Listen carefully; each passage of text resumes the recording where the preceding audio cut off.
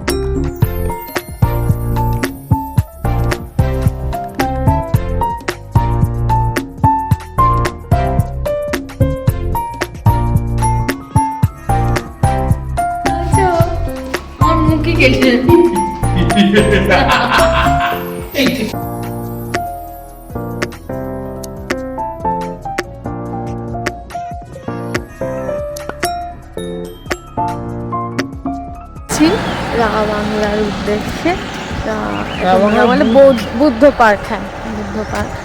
আমরা যাচ্ছি, পেছনে মামনি আর শুভেন্দুদার মা আছে, সামনে শুভেন্দুদার বাপি হাঁটছে।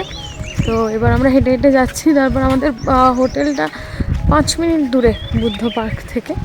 আমরা বুদ্ধ পার্কের মধ্যে বুকিং পাইনি, তাই একটু দূরে থাকা। তো এরপরে আমরা এখান থেকে হেঁটে হেঁটে ওই ওপরটায় উঠবো।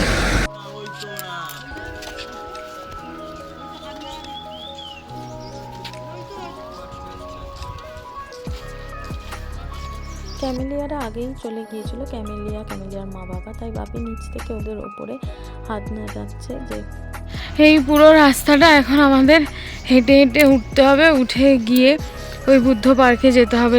যারা এই রাবাংলাতে আসবেন তাদেরকে সাজেস্ট করব যে তোমরা না রাবাংলার মধ্যেই কোথাও একটা থাকার চেষ্টা করবে, তাহলে মানে সুবিধা হবে, এতটা হাঁটতে হবে না। আর সিঁড়ি ছিল কিন্তু আমরা মিস করেছি, শুভেন্দু দ্বারা ওখান থেকে উঠেছে। আমরা এখন এখান থেকেই হেঁটে হেঁটে যাচ্ছি রাবাংলা। অনেকটাই হাঁটা, 5 মিনিট বলছে, বাট তার থেকে বেশিই হাঁটা। অনেকটাই আমরা উপরে উঠে চলে এসেছি সিঁড়ি দিয়ে হাঁটতে হাঁটতে, এই যে নিচটা। আর আমরা এখন এইখানে যে একটা রাস্তা পাওয়া গেছিলো কিন্তু আমরা মিস করেছি। এই যে মামনি বাপিরা উঠছে, অতীব অ্যাডভেঞ্চার একটা রাস্তা। যে শুভেন্দুদা ভিডিও করছে, খুবই কষ্ট করে। এটা ঠিক রাস্তা নয়, এটা একটা একটা ধাপ, সেটা দিয়ে সবাই উঠে উঠে আসছে। আমরা ঝান্ডিতে এরকম একটা রাস্তা দিয়ে উপরে উঠে এসেছিলাম। সবাই একটু হাই বলো তো দেখি। যে শুভেন্দুদার বাবা, মামনি, দাদি রাস্তা দিয়ে ঘুরে আসতে পারতে। আমরা শটে উঠলাম।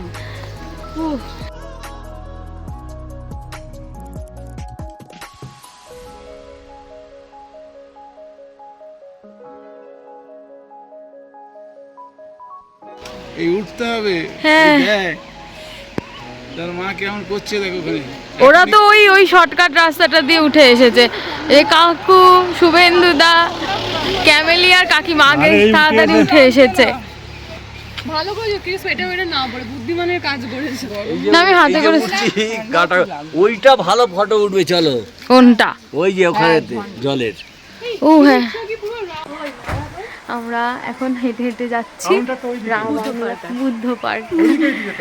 তারপরে এই সাইডে এখন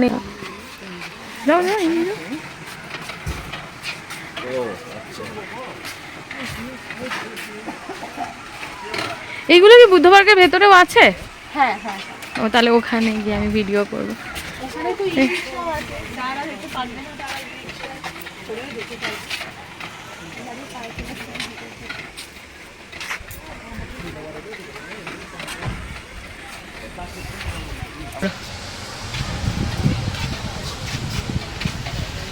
তাও এগিয়ে যাও, এগিয়ে যাও।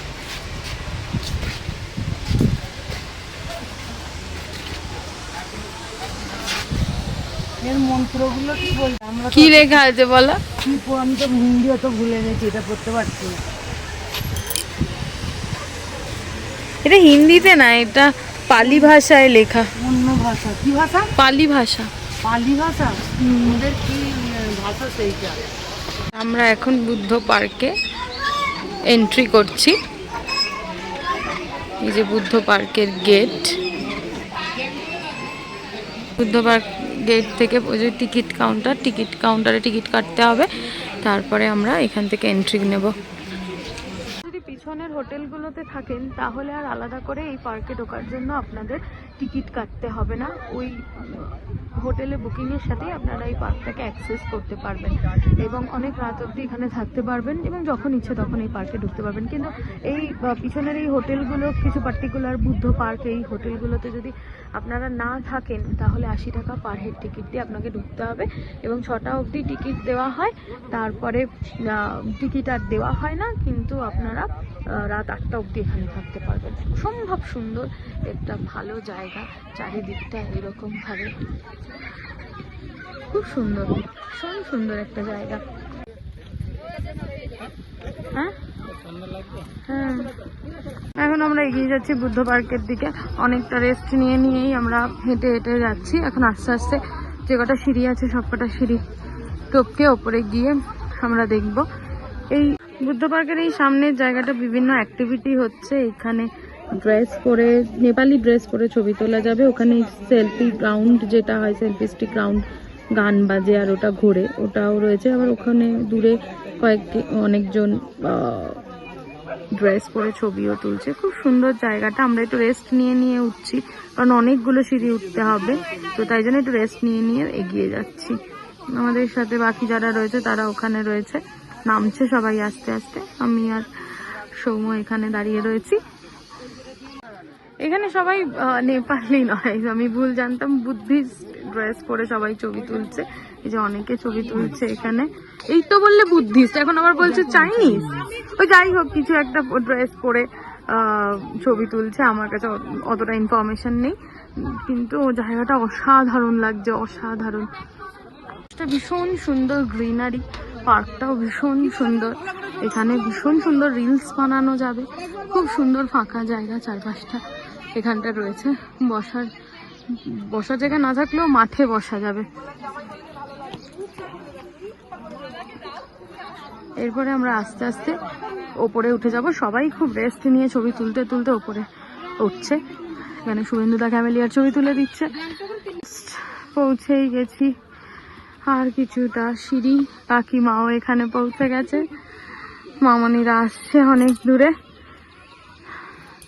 আর কিছুটা উঠলেই আমরা মন্দিরের কাছাকাছি পৌঁছে যাব। একটু করে উঠছি, একটু করে বসছি, এভাবেই উঠছি। হয়তো খুব বেশি খাড়াই সিঁড়ি নয়, কিন্তু অতগুলো সিঁড়ি দেখেই ভয় করছে বলে সবাই রেস্ট নিয়ে উঠছে। আর কয়েকটা সিঁড়ি, তারপরে আমরা পৌঁছে যাব। সিঁড়ি, তারপরে আমরা উঠে পড়লাম। বহু প্রতীক্ষিত একটা জায়গা, রা বাংলা। অনেকদিন ধরেই আসার ইচ্ছা ছিল। ফার্স্ট আমি, সুমো, কাকু, কাকিমা আমরা উঠতে পেরেছি, বাকিরা নিচে বসে আছে। ক্যামেলিয়া উঠছে। চলো মন্দিরের ভেতরে যাওয়া যাক। হ্যাঁ, ঝর্ণাটা আবার যখন নামবো তখন তুলবো।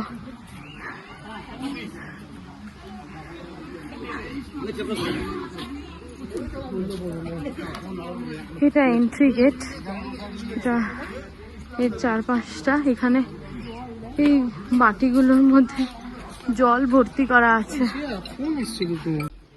আমরা এন্ট্রি করছি। এখানে ভেতরে ছবি তোলা যায় না, তো আমরা এন্ট্রি করে ভেতরে আর কিছু দেখাতে পারবো না। থেকে ভিউটা এইরকম, খুব সুন্দর লাগছে। শহরটাকে একদম সাজানো গোছানো মনে হচ্ছে। হচ্ছে রা বাংলা ভিউ পয়েন্ট। এই ভিউ পয়েন্টের এখানে এরকম করা রয়েছে। এখানে একটা মিউজিয়ামও আছে, কিন্তু সেই মিউজিয়ামটায় আমি এখনো গিয়ে উঠতে পারিনি। অনেকটা বড় জায়গা, ঘুরে ঘুরে দেখছি। এই ভিউ পয়েন্টে সবাই দাঁড়িয়ে ফটো রিলস করছে, গ্রুপ ছবি তুলছে। জায়গাটা খানিকটা এইরকম দেখতে। ওয়েদারটা এত সুন্দর, ওয়েদারটা না বসন্তকাল না শীতকাল, মানে না আছে ঠান্ডা না আছে গরম, খুব সুন্দর একটা প্লেজেন্ট ওয়েদার। সোয়েটার পরতে হচ্ছে না, কিন্তু মনে হয় রাতের দিকে পড়বে। আকাশ পরিষ্কার নয়, তাই আমরা কাঞ্চনজঙ্ঘা অতটা পরিষ্কার দেখতে পাচ্ছি না। ভিউ পয়েন্ট থেকে এইরকম দেখা যাচ্ছে, চারপাশটা এইরকম। আজকে তবে এখানেই শেষ করছি আমাদের রা বাংলার ভিডিও। আবার দেখা হবে পরের ভিডিওতে।